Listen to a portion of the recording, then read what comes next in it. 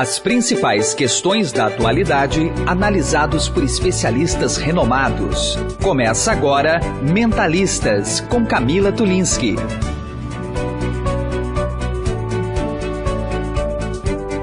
Dados oficiais do governo revelam que o déficit da Previdência no Brasil em 2017 deverá ser de 183 bilhões de reais. Como o brasileiro deve envelhecer diante das reformas previdenciárias que se avizinham? É o que a gente vai discutir agora aqui no Mentalistas. Para falar sobre o assunto, eu convidei a psicóloga Gleicimara Klotz, que é doutora em Psicologia Social pela USP. Tudo bem, Gleicimara? Tudo bem, Camila. Obrigada pela presença, viu? Obrigada a você. Do outro lado da bancada do Mentalistas, a professora Denise Delboni, coordenadora do curso de pós-graduação em Administração de Recursos Humanos da FAAP. Tudo bem, professora Denise? Tudo bem, Camila. Obrigada por ter aceitado o nosso convite. Obrigada a vocês pelo convite. Falando sobre Previdência, e o nosso ouvinte já está cansado de acompanhar as questões referentes à reforma, mas ainda muitas dúvidas surgem, eu vou começar hoje com o lado da psicologia.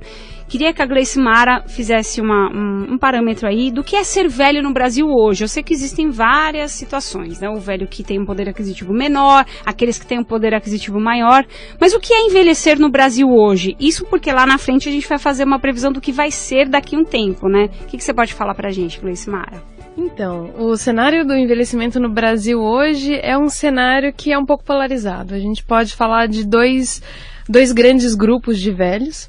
A gente vai conseguir visualizar muito bem as pessoas que estão envelhecendo com um amparo social, com um amparo familiar, que tem uma renda, né, uma classe média que consegue envelhecer bem, que está desfrutando dessa fase, né, que aposenta, vai poder fazer viagens, vai poder ter uma vivência de prazer. E a gente vai ter um outro extremo, daqueles idosos que estão envelhecendo desamparados, sem renda, muitas vezes trabalhando ainda para manter a família. É muito comum chegar na velhice muito desgastado hoje ainda. Desgastado, eu digo, fisicamente, psicologicamente e socialmente, né? É um desgaste em vários níveis. E esses idosos que estão desamparados, o único apoio que eles vão encontrar ainda é na família. E, em segundo lugar, da sociedade civil organizada. É um amparo muito no nível de ONGs, de igrejas, que vão tentar manter os recursos básicos deles. A gente vive num cenário sem políticas públicas, quase. Em 2003, a gente teve o Estatuto do Idoso, que é muito bem escrito, muito bem feito, mas que não é colocado em prática. Ele é basicamente uma lei que não sai do papel. E as políticas públicas voltadas para os idosos não acontecem. Então eles estão desamparados. Esse é o cenário que a gente tem. No comecinho do programa, Denise, eu falei a respeito do déficit da Previdência, e é uma previsão ainda, que a gente está antes, no primeiro semestre ainda do ano, mas estima-se que o déficit será de 183 bilhões de reais até o fim de 2017. É uma bola de neve mesmo? Quer dizer, eu já ouvi muita gente falando, mas esse déficit da Previdência é cascata, é lenda, não existe, eles roubaram muito do Brasil, e aí chegamos a esse ponto. Qual que é a avaliação que a gente pode fazer do real problema da Previdência no país, hein, Denise? Bom, o real problema, aproveitando aqui o gancho da Gleicimara, é essa desigualdade entre os velhinhos. Vamos chamar então de duas categorias aqui, uma que trabalhou no setor privado a vida inteira e a outra que trabalhou no setor público. Então, o que está acontecendo hoje com essa história de bola de neve? O Brasil prometeu, e vem cumprindo isso, uma aposentadoria diferente para os trabalhadores do serviço público. Então, para a gente ter uma ideia, hoje, talvez 20% do valor total arrecadado na Previdência é gasto com 1%, 1, pouco, quase 2% de aposentados. Quem são essas pessoas? Oriundas do cenário público. Então a gente tem hoje uma discrepância em termos de aposentadoria. Quer dizer, eu não acredito realmente que a média de aposentadoria paga para os trabalhadores da iniciativa privada, que é alguma coisa em torno de R$ 1.600, eu não acredito que esse montante seja o responsável por déficit previdenciário. Eu posso acreditar sim que, por exemplo, média de aposentadoria de Ministério Público, R$ 30 mil. Média de aposentadoria do servidor público, do executivo, que é a menor que tem, a média, R$ 9 mil mensais. Então isso realmente é característico de um sistema que é fadado a uma bola de neve numa rampa. Porque não tem como a arrecadação hoje da população suportar essas aposentadorias que são diferenciadas. Então, esse é um problema. Por isso que algumas pessoas dizem que não existe déficit da Previdência, se comparada, na verdade, com a arrecadação do setor privado e a volta para o setor privado. Mas se você falar sobre um setor previdenciário que engloba todas as contas juntas e gasta talvez em torno de 100 milhões para um grupo de 1 milhão de aposentados, realmente é demais comparado com 500 milhões para o restante dos aposentados. Então, 33 milhões talvez seja o número. Então, há uma discrepância com relação a valores aí que vai fatidicamente levar a um cenário realmente de maior déficit, mesmo que seja feita a reforma do jeito que ela está proposta hoje. Talvez, eu não sei, aí a gente pode pensar na reforma da Previdência embutida com a qualidade de vida desse indivíduo, né, Gleicimara? Quer dizer, a gente tem que levar em conta outras questões, né? Claro que tem os trabalhos que são insalubres, aqueles que têm um grau de periculosidade maior, mas tendo como base essa comparação que a Denise fez pra gente, o trabalhador do setor privado e do setor público em alguns cargos, a discrepância é muito grande, né? Como é que a gente poderia fazer um comparativo com a qualidade de vida efetivamente desse indivíduo e a Previdência? É sabido, é evidente que a qualidade de vida está intimamente relacionada ao trabalho, às condições que esse trabalho é realizado. E quando a gente pensa em condições, de novo vão voltar dois grandes grupos. A gente precisa pensar nos trabalhadores que fazem o trabalho pesado, aquele trabalho que a gente fala que é o trabalho braçal, que é o trabalho menos intelectualizado e é um trabalho que vai garantir uma menor qualidade de vida para essas pessoas. Então é um trabalho que vai desgastar fisicamente, é um trabalho que vai ter um empobrecimento intelectual e é um trabalho que você não consegue se manter a longo prazo. Então como que dentro desse cenário, dessas mudanças previstas na Previdência, vão incorporar esse trabalhador desgastado, esse trabalhador que vai chegar já na velhice com pouca qualidade de vida, né?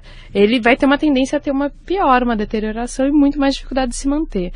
A gente também tem outro grupo dos trabalhadores, que a gente pode falar que são os trabalhadores mais intelectuais, né, que vão fazer os trabalhos burocráticos, os trabalhos mais formais, só que esses também não têm uma associação muito forte com qualidade de vida, porque houve muitas mudanças no estilo do trabalho que eles fazem, e essas cobranças, por exemplo, com relação à quantidade de trabalho executado. Hoje é muito comum as pessoas relatarem, por exemplo, demitiram um colega meu de setor e eu absorvi toda a carga de trabalho dele e não vai ser outra pessoa contratada no lugar dele. Nossa, isso é o mais comum. É o mais comum. Muito. E nesse sentido, esse trabalho também está precarizado. Esse trabalho também está sem qualidade de vida, porque você tem que estar disponível quase que 24 horas por dia, seja por WhatsApp, seja por e-mail, a carga de trabalho é maior, a entrega é maior do que a recompensa, então é um trabalho também que tem pouca qualidade de vida.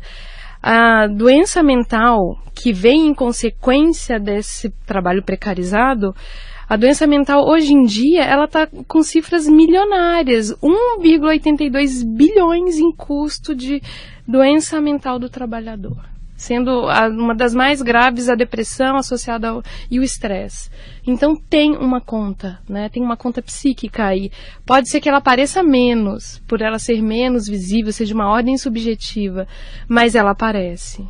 Aparece muito fortemente, né, nesses trabalhadores. Ô Denise, você acha que, enfim, que toda hora os parlamentares mudam dispositivos da reforma da Previdência, mas eles estipularam, por exemplo, um tempo mínimo de contribuição de 25 anos. E aí umas diferenças entre homens e mulheres, 62 anos para mulheres e 65 anos para homens. Pelo que você tem acompanhado, essas medidas seriam suficientes para pelo menos minimizar um pouco o impacto desse déficit? Não, porque se mantidas as concessões de forma diferente nas aposentadorias para o setor público, absolutamente pode ser feito qualquer tipo de variação agora. 1 ou 2 anos a mais em contribuição pela idade, em nada adiantaria. E é fato que esse velhinho, na melhor das hipóteses, ele está dentro das empresas, então, soterrado, lá com uma carga horária miserável.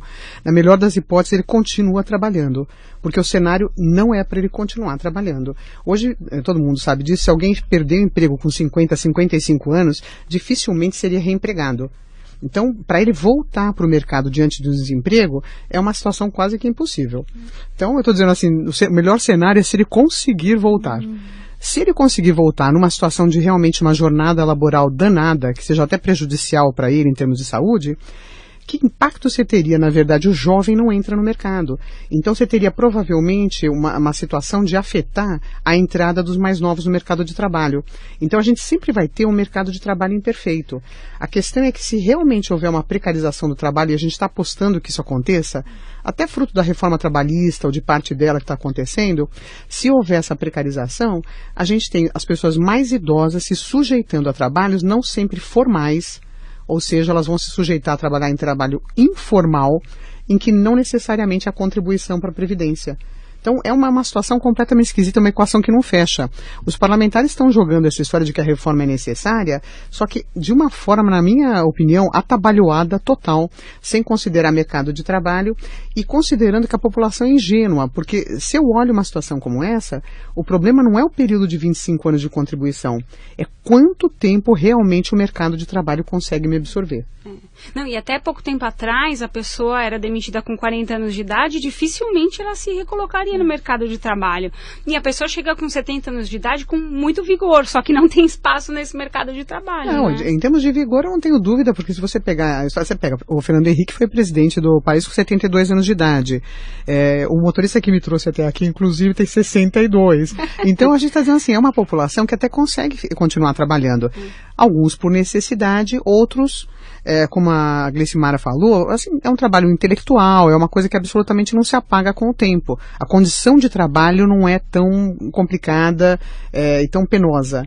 Então, essa é uma condição diferente para a gente avaliar. Há grupos diferentes de trabalhadores e que absolutamente, na minha opinião, isso não tem sido levado em conta pelo parlamentar. Hein? O Gleicimara, do ponto de vista psicológico, pela experiência que você tem, né, com essa população idosa, quando ele perde o emprego, como é que ele fica, esse idoso? Muitas vezes ele fica abatido em casa. Vamos supor, um indivíduo aí que fica trabalhando 30 anos numa empresa e de repente perde o emprego, não consegue mais se realocar no mercado de trabalho.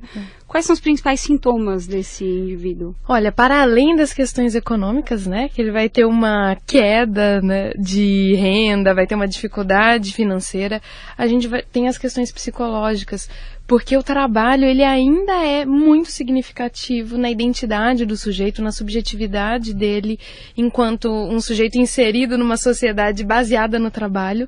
Então, o trabalho ele tem um significado social muito forte. E a perda desse trabalho relevante, que tem essa significação forte, vai gerar no sujeito uma ruptura, uma perda da identidade, de traços da identidade, vai ter uma perda de papéis, vai ter perdas sociais, porque ele estava inserido em um grupo que ele se relacionava. Então são perdas de diversas ordens. No sentido psíquico, é muito comum a gente ter casos, por exemplo, ou de pessoas que perderam o emprego, ou também que não se prepararam para uma aposentadoria, que também é interessante notar isso. A aposentadoria ela pode ser positiva sim, mas desde que seja preparada. E essas pessoas elas podem vir a sofrer de vários sintomas, desde sintomas depressivos. É muito comum casos de alcoolismo em pessoas que acabaram de perder o emprego ou saíram de maneira não planejada. É uma miríade de possibilidades que a gente tem que vai depender muito da subjetividade do sujeito, mas que elas são sentidas muito fortemente. Você acha que vai ter que ter um movimento que incentive mais alguns setores da economia, Denise, a empregar essas pessoas mais velhas? Acho difícil. Tem algumas coisas muito tímidas aí que eu observo, né? No mercadinho ali, numa pizzaria. Há uma crítica colar, muito grande à jovem hoje, a falta de comprometimento de gerações mais novas. Mas a questão de empregar uma pessoa mais velha até a aposentadoria também tem um custo para a empresa em termos de manutenção, às vezes, de convênio médico, de plano de assistência médica. Então, há outras formas, outras coisas que podem acontecer um pouco mais com essa história da velhice. E, obviamente, para a empresa, existe um custo menor de empregar em termos de valor de salário. É diferente você manter uma pessoa que vem trabalhando há 20 anos na sua empresa, o que é cada vez mais raro, mas que vem trabalhando há 20 anos e vem aumentando a faixa salarial. E você, de repente, extinguir aquele nível hierárquico e contratar uma pessoa que venha, obviamente, mais jovem do mercado e sem tanta necessidade ou aspiração financeira. Então, do ponto de vista econômico, eu acho difícil que aconteça isso. Agora, do ponto de vista emocional, eu até acho, Bárbara, que a gente vai envelhecendo e você vai entendendo o que é o sentido da frase sobre o que o trabalho enobrece o homem. Isso é um negócio interessante. Os velhos, de um modo geral, eles não querem deixar o mercado de trabalho. E essa é realmente a questão da identidade, porque enquanto você está trabalhando, você está se sentindo útil para alguém. Tem identidade com a organização em que você trabalha, com os seus pares na organização. Então o trabalho é super importante. Agora, uma coisa é eu estar trabalhando numa coisa que eu gosto, numa função que eu tenho informalmente, ou eu faço aquilo e tal, e não necessariamente preocupada com a aposentadoria. A outra coisa é eu saber que eu preciso ter um vínculo de trabalho para poder garantir para mais uns 4 ou 5 anos, por exemplo, a entrada num sistema previdenciário. Então, são coisas distintas aí. Agora, dizer que o empresário ou que o empregador vai ter esse cuidado de focar mais nas pessoas mais idosas, acho difícil, até porque a gente está na revolução na 4D. Então, é difícil você falar mas na quarta revolução industrial não existe mais uma forma de empregar, talvez, as pessoas mais idosas. E o trabalho que hoje é feito por uma pessoa de 30 a 35 anos de idade, por exemplo, daqui a 20 anos dificilmente vai ser o mesmo. Então são coisas que vão mudando na sociedade e que vão levando às vezes a um desemprego estrutural. Não é nem a má intenção do empresário, mas é realmente uma situação de não conseguir se adaptar ao mais velho a um tipo de trabalho diferente, talvez uma modalidade de trabalho sem necessariamente ser formal ou registrada. Então são coisas diferentes na sociedade. Eu fiquei pensando enquanto você estava explicando, eu não sei o que a Gleice Mara também pensa sobre isso, Denise, que não dizem que o vinho, quanto mais velho, é melhor? Quer dizer, quando a gente vai ficando mais velho, a gente vai, assim, ganhando uma autonomia, até na área da cognição, né? Você aprende muito mais com seus erros, ou pelo menos no indivíduo saudável deveria ser assim, né, Gleice Mara? Então, você está às vezes no ápice da sua intelectualidade, você quer passar aquele saber notório para as gerações que estão chegando. É verdade, só que eu posso custar para uma empresa 5 vezes mais do que um recém-formado. Deveríamos ter uma outra modalidade, então, talvez, né? O aproveitamento dos velhos, realmente, eu tenho certeza que vai acabar acontecendo. A gente tem uma longevidade aumentando desesperadamente aqui no Brasil. Mas ainda assim a gente tem pouco aproveitamento das pessoas mais idosas. Tirando política, né, que você vê os políticos, obviamente, perpetuando, mas na iniciativa privada é mais difícil justamente por conta dessa compensação salarial.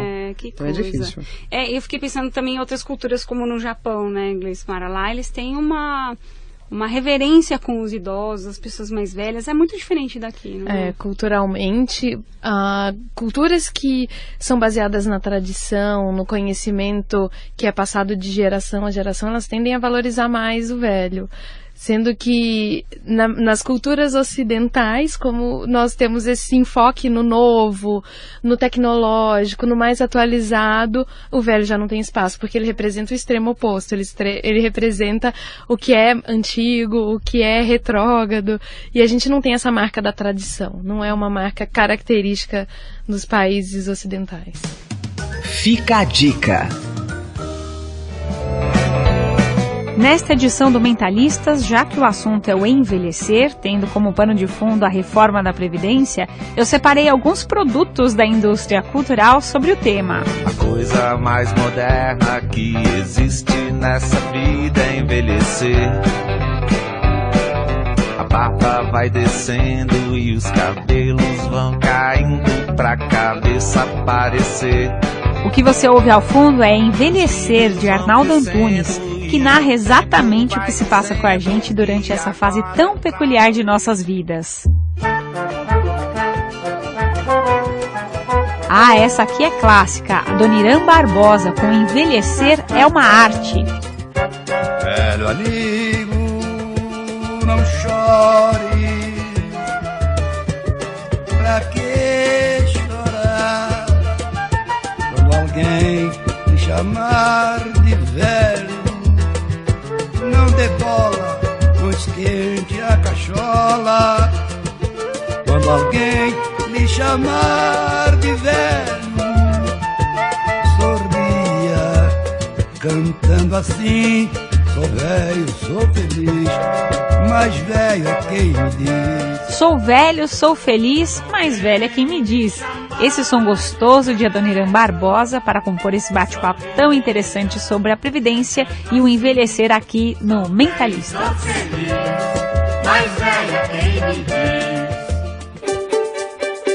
Você ouve Mentalistas com Camila Tulinski. Estou conversando aqui no Mentalistas com a psicóloga Gleicimara Klotz, doutora em Psicologia Social pela USP, e do outro lado da bancada, a professora Denise Delboni, coordenadora do curso de pós-graduação em Administração de Recursos Humanos da FAAP. Queria uma opinião de vocês com relação a oportunidades de trabalho para essa população que vai ficar aí mais velha, né? Enfim, vai ter que trabalhar por mais tempo, além dessa geração que aqui já está quase se aposentando, ou quem já acabou de se aposentar, né? Quais tipos de oportunidades vocês duas visualizam para essa população que vai viver mais tempo? Pode começar, Denise, e depois a Gleicimara. Posso começar, Gleicimara? O que você acha? Olha, é o que eu falei agora há pouco. Eu acho que nos próximos 20 anos de permanência nossa aqui na Terra, vai acontecer uma coisa muito diferente com relação à expectativa das pessoas para o trabalho. A minha geração, a gente está falando que os velhinhos estão mais preocupantes agora, mas menos, porque a gente, de qualquer forma, já está quase que saindo do cenário econômico produtivo, eu diria.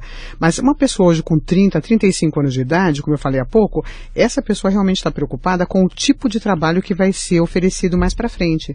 Então, há duas preocupações aí que são gritantes em termos de Brasil com a história de desemprego estrutural. Eu ficaria muito preocupada se eu tivesse 35 hoje e tendo que trabalhar mais, 30 anos sem saber exatamente quais são as condições de trabalho para frente.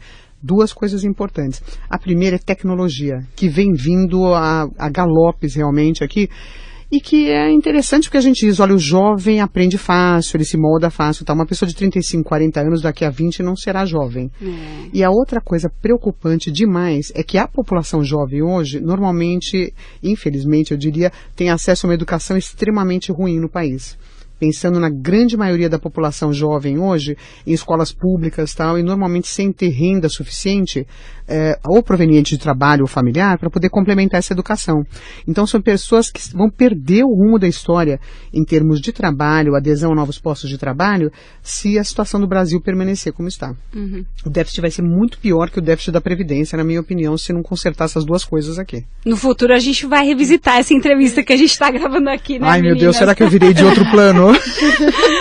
Gleicimara, pelo manejo, a experiência que você tem com idosos, esses idosos, eles estão trabalhando atualmente? Se estão trabalhando, em que tipo de categoria eles trabalham, hein? Então, eu quero começar a falar então pelo cenário atual que nós temos. Os idosos hoje trabalham, já, né? Eles continuam trabalhando.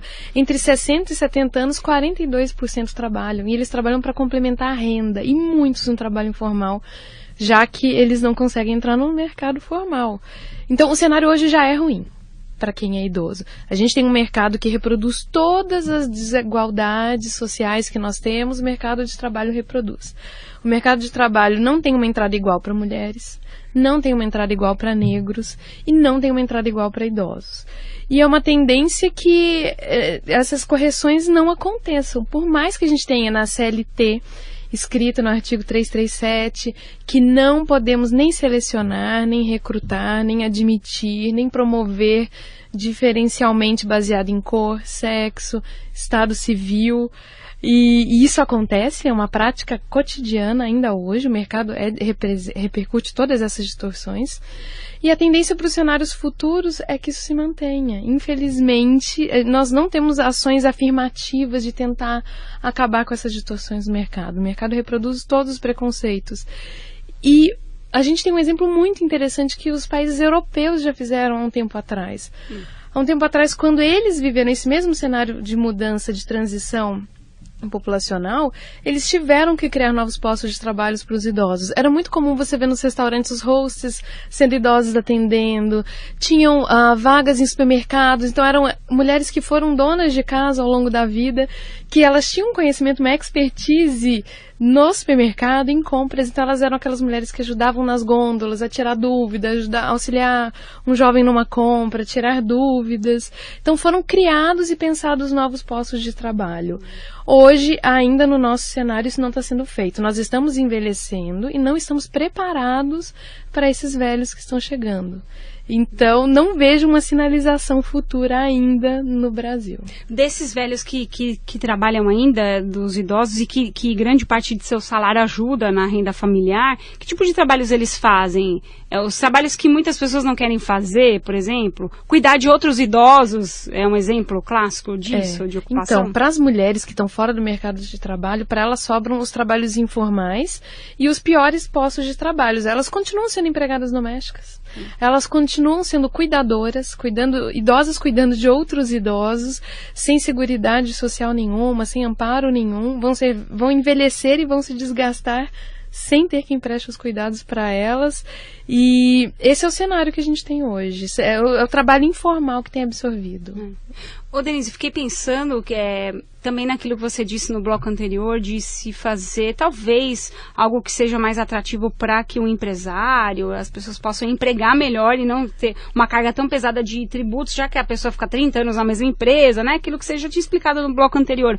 Por outro lado, dependendo de como se fechar, se costurar um acordo, pode ser muito danoso para esse indivíduo que vai ficar mais velho e vai precisar de um amparo maior, né? Pode, mas aí poderia ser feito? Isso é uma coisa interessante. Isso, o Pão de Açúcar tentou fazer isso há um tempo atrás, não sei se vocês vão se lembrar, mas aconteceu um negócio muito interessante. Eles realmente pegaram as senhoras mais de idade e tal, explicando o que era a diferença, sei lá, entre um agrião e um espinafre, uma coisa do gênero. E realmente funcionou bonitinho, porque todas elas estavam lá, de vez em quando eu perguntava para uma e para outra e tal, e sempre animadas trabalhando. Porque é o que a gente falou, essa questão de sentir que o trabalho faz diferença para elas. Agora, a questão aqui pra gente é a seguinte, por exemplo, na Espanha você tem um negócio chamado pacto social. Todas as vezes que há necessidade de acertar algum setor, acertar alguma posição, alguma coisa que está pendente na sociedade ou atrapalhando a economia, o governo entra junto negociando. Então seria o caso, talvez, de juntar representantes dos empregados, representantes dos empregadores, governo, e ver o que poderia dar em termos, por exemplo, de subsídio para tentar garantir essa entrada ou a permanência, eu diria, dos mais velhos no mercado. Então, esse é um questionamento. Hoje, muitas empresas, mas eu diria assim, pouquíssimas no comparadas ao universo que a gente tem hoje, assim, pensando em economia do Brasil.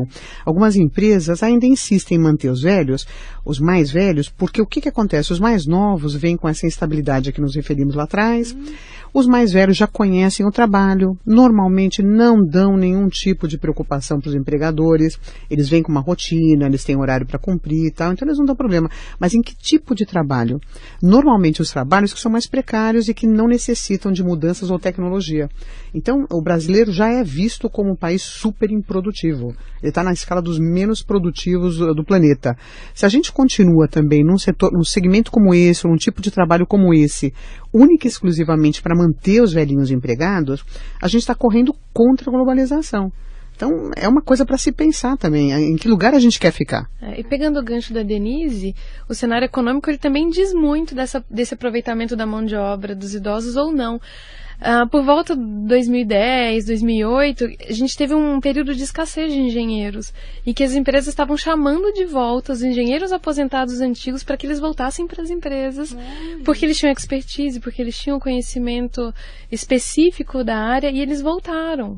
Só que a crise é um cenário também que a gente tem esse acirramento e que esses grupos mais frágeis, como as mulheres, os negros e os idosos, eles são afastados de novo, empurrados para fora do mercado de trabalho.